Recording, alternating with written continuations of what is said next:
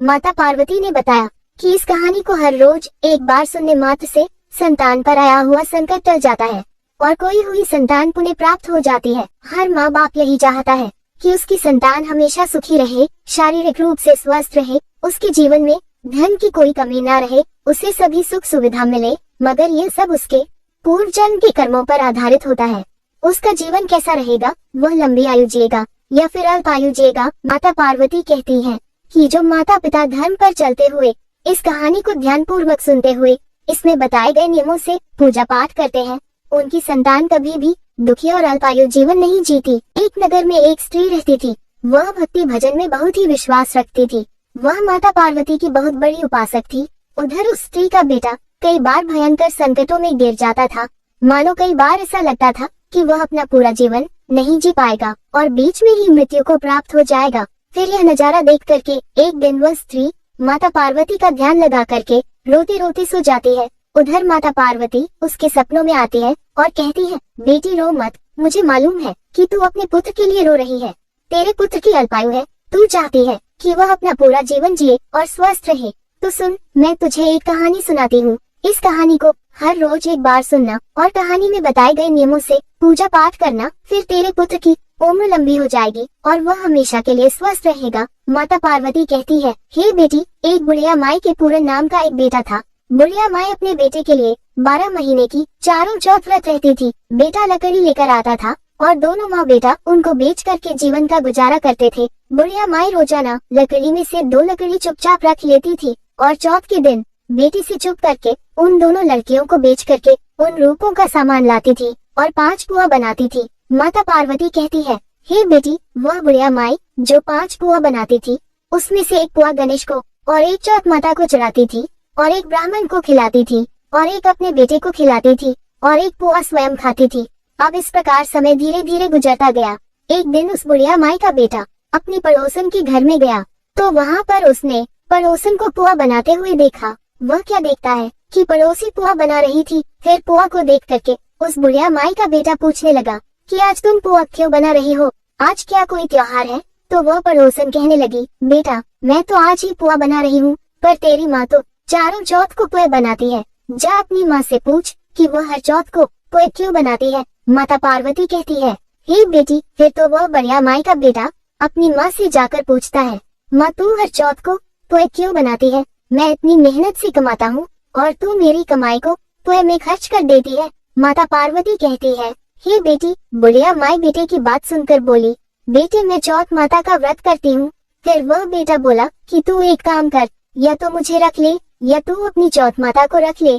तो बुढ़िया माई कहने लगी, देख बेटा, मैं यह व्रत तेरे लिए रखती हूँ, इसलिए मैं तुझे छोड़ सकती हूँ, पर चौथ माता को कभी नहीं। फिर तो अपनी बुढ़िया माई की बात को सुन करके वह बेटा कहने लगा, तो ठीक है माँ, मैं घर से जा रहा हूँ, तू अपनी चौथ माता के साथ रहे। और ऐसा कह करके जब बेटा घर से जाने लगा तो बुढ़िया माई बोली, तू घर से तो जा रहा है, लेकिन एक काम कर, जाने से पहले मैं तुझे कुछ आखा देता हूँ, इसे अपने साथ लेकर के जा और यदि तुझे कहीं संकट आए तो इसको पूर देना, बस समझ ले तेरा संकट टल जाएगा। माता पार्वती कहती है, हे बेटी, इस प्रकार बुढ़िया माई के बेटे ने सोचा, कोई बात नहीं, बात झूठी सही, पर आखा ले चलने में क्या बुराई है।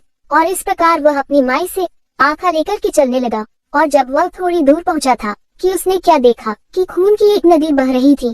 कहीं से भी आगे जाने का रास्ता नहीं मिला तो उसने आंखा पूर कर बोला कि चौथ माता, अगर तू सच्ची है तो रास्ता हो जाए। माता पार्वती कहती है, हे बेटी, फिर तो ऐसा कहते ही झट से रास्ता मिल गया। फिर वह आगे गया तो घनघोर अंधेरा उजाड़ फैला हुआ था। उसने मन में सोचा कि मुझे शेर भगने का जाएंगे, इसलिए वह आंखा पूर कर बोला कि चौथ माता, मुझे रास्ता मिल जाए। और फिर ऐसा कहते ही उसे एकदम से साफ रास्ता मिल गया। माता पार्वती कहती है, हे बेटी, जब वो वहाँ से और आगे गया तो जाते जाते एक राजा की नगरी में पहुँचा। वहाँ का राजा रोजाना एक आदमी की बलि देता था। फिर वह एक बुढ़िया माई के पास गया। वह बुढ़िया माई रोती जा रही थी और पुआ बना रही थी। फिर उस लड़के ने बुढ़िया माई से पूछा कि बुढ़िया माई, तुम क्यों रो रही हो?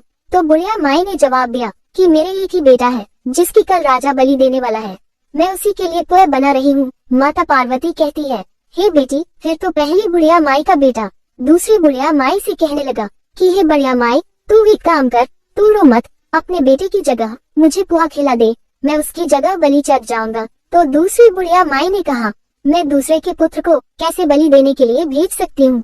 माता पार्वती कहती है, हे बेटी, लेकिन पहले बुढ़िया माई का बेटा नहीं माना तो बुढ़िया माई ने उसको पोए खिला दिए। अब अगले दिन जब राजा का संदेश आया तो दूसरी बुढ़िया माई ने सोचा कि मैं कैसे दूसरे के बेटे को बलि चढ़ाने के लिए भेज सकती हूँ, मुझे ऐसा नहीं करना चाहिए, मैं ऐसा नहीं कर सकती। मगर उस दूसरी बुढ़िया माई की आवाज को सुन करके वह लड़का वहाँ से एकदम से जाग गया और वहाँ से राजा के आदमियों के साथ में अपनी बलि देने के लिए चला गया। माता पार्वती कहती है, हे बेटी, जब वो पहली बुढ़िया माई का बेटा राजा के आदमियों के साथ चला जाता है तो वहाँ जाकर क्या देखा है कि वहाँ पर मटके पकाने का एक हाव था जिसमें कुमार मटको पकता है, वो वहाँ पर बना हुआ था जो एक मनुष्य का भोग लेने के बाद ही उसमें हाव पकते थे। माता पार्वती कहती है, हे बेटी, फिर तो उन सब ने मिलकर के उस पहली बुढ़िया माई के बेटे को उस हाव में चुन दिया। फिर वह लड़का आँखा पूर करके हाव में जाकर बैठ गया।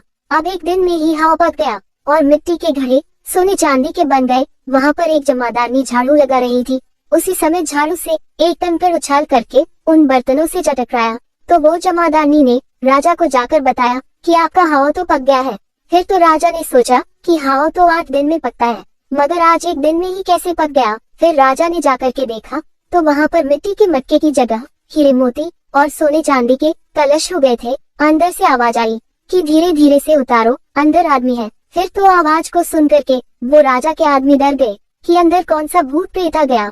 फिर वो अंदर से बोला कि डरो मत, मैं तो सिर्फ एक आदमी हूँ जिसको तुमने इस हाव के अंदर चुना था। माता पार्वती कहती है, हे बेटी, किंतु राजा ने जैसे ही उस हाव के अंदर देखा तो राजा क्या देखता है कि हाव के अंदर हरे हरे ज्वार उग रहे थे। फिर राजा ने पूछा कि तू अंदर जीवित कैसे बच गया। तब उसने बताया कि मेरी माँ चौथ का व्रत करती है। जब मैं घर से निकला था तो मेरी माँ ने मुझे आंखें दिए थे और मुझसे कहा था कि जब कोई संकट आए तो इसको पूर देना। बस मैंने वही किया, मैं उन्हीं आंखों को पूर करके बैठ गया और चौथ माता के कारण बच गया। माता पार्वती कहती है, हे बेटी, फिर उस लड़के की बात को सुन करके राजा ने कहा, तेरी बात का मुझे विश्वास नहीं, तू एक काम कर, मैं तुझे एक घोड़े पर बैठा करके सकल से बांध देता हूँ। यदि वह सकल खुल करके मेरे बंध जाएगी तो मैं चौथ माता को सच्ची मान लूंगा। माता पार्वती कहती है, हे बेटी, फिर राजा ने उस लड़के को घोड़े पर बिठा करके जैसे ही साकल में बांधा तो वो साकल खुल करके एकदम से राजा को जाकर बंध गई। फिर तो राजा ने ये चमत्कार देख करके अपनी बेटी की शादी उस लड़के से कर दी जो बहुत ही गरीब था और फिर उससे बहुत सा धन दौलत दे करके विदा कर दिया। उधर वह पहली बुढ़िया माई मन में सोच रही थी कि मेरा बेटा मुझे छोड़ करके चला गया है, पता नहीं वापस आएगा कि नहीं आएगा, मगर उसने चौथ माता का पूजन नहीं छोड़ा और मन में विश्वास बनाए रखी। माता पार्वती कहती है, हे बेटी, जिस समय पर पहली बुढ़िया माई का बेटा राजा की बेटी के साथ शादी करके बहुत सारी धन दौलत लेकर के अपने घर आ रहा था तो उसे एक पड़ोसन ने देख लिया। तो वह पड़ोसन उस पहली बुढ़िया माई से कहने लगी, ए बुढ़िया माई, जल्दी से देख, तेरे बेटे बहू आए हैं। फिर तो वह बुढ़िया माई जैसे ही छत पर चढ़ कर के गई और उसने देखा कि ये तो सच में मेरे बेटे बहू आ रहे हैं। फिर तो वह बुढ़िया माई कहने लगी है, हे चौथ माता, जैसे आपने मुझ जैसी बुढ़िया और उसके बेटे पर कृपा बनाए वैसे ही सभी पर कृपा बनाए रखना। और इतना ही नहीं, इस भादवा की चौथ माता की कहानी कहने वाले को, कहानी सुनने वाले को, हुंकारा भरने वाले को और पूरे परिवार पर हमेशा अपनी कृपा बनाए रखना। माता पार्वती कहती है, हे बेटी, फिर एकदम से भादवा चौथ माता प्रकट होती है और कहती है, मैं तुम्हारी भक्ति से बहुत ही प्रसन्न हूँ। मैं तुम्हें वचन देती हूँ कि जो भी मेरी पूजा करेगा, जो भी चौथ माता की पूजा करेगा, उसका बेटा कभी भी अल्पायु जीवन नहीं जिएगा, उसका जीवन लंबा होगा और साथ ही उसकी गरीबी हमेशा के लिए मिट जाएगी। और इतना ही नहीं, इस कहानी को खाने वाले और इस कहानी को हर रोज सुनने वाले और साथ में हुंकारा भरने वालों को भी पूर्ण आयु की प्राप्ति होगी, उनका भी अल्पायु जीवन नहीं रहेगा और जीवन में किसी प्रकार का कष्ट नहीं आएगा।